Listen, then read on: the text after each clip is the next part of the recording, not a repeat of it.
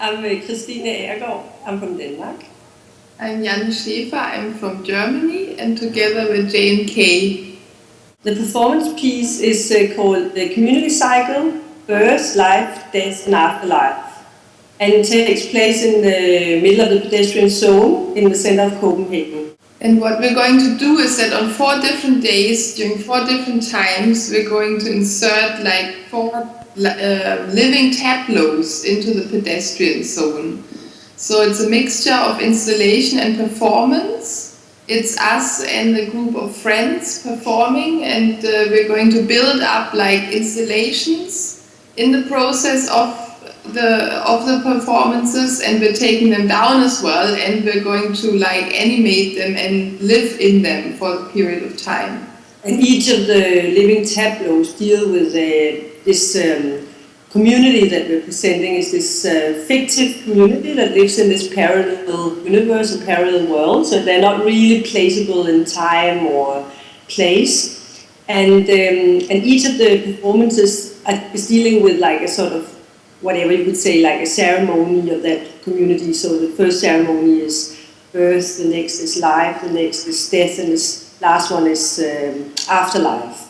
I think there are different layers of process in the work, and firstly one could say that as we're talking about the 4 different performances, that there's a process in between the 4 different parts, as already mentioned, from morning, birth, to daytime, life, to evening, death, to night, afterlife. But then there's, of course, within each of the pieces, there's like this internal type of process. Just what we're doing there is like, in a way, a ritual or a ceremony, each of the things in itself. So that has its own very specific inner workings, which is not necessarily narrative or progressive, but of course it's an ongoing process that is more repetitive in nature.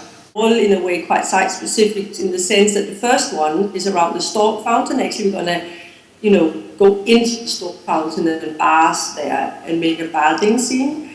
And that's relating, first of all, to the fact that we have the storks in the fountain. So this is like the water and the birds and the storks and so on. And secondly, to the kind of landmark that was in the 60s for the hippies, that was this kind of free space of freedom. And this next one. And traditionally the place where midwives celebrate their education as well. So it has a direct connection to birth in that sense. And the second performance is happening as this parade on Amagertorv, like going from Strøget, which is actually like a harvest celebration of the harvest, you could say, coming with this nettle harvest, and we're kind of making nettle juice for the bypassers. And the third one, which is like happening also in the same area, which also includes like a bass player and a fire, and we're doing this process where we are gilding shit and then offering it to this fire, and we have these donkeys and so on.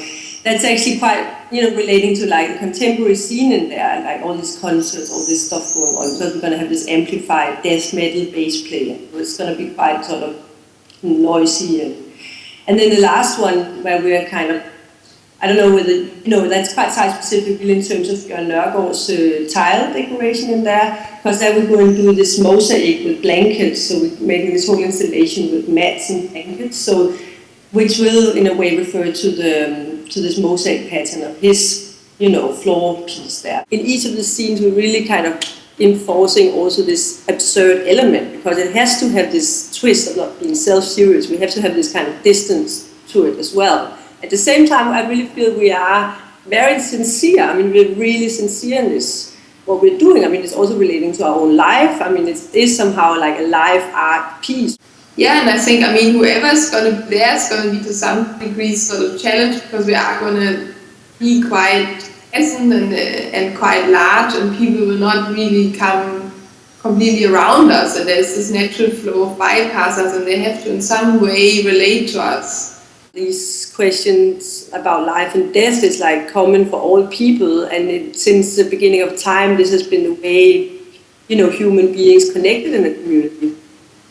And rituals in general are really, really, really essential for creating communities, and it's something that in our society today is sort of, I think, quite lacking, and it's like, I believe something that actually is really, really important to sort of reintroduce in order to like create communities. It's one of the main community making and shaping tool is rituals. This community has its own mythology, but it relates, of course, to like commonly known or archaic mythologies, as we're like talking about this birth, life, death, afterlife. This is like themes that you find in, you know, it's kind of essential points of life that are present in all mythologies. So we're kind of hanging ourselves up on those because that's common things that everyone can relate to.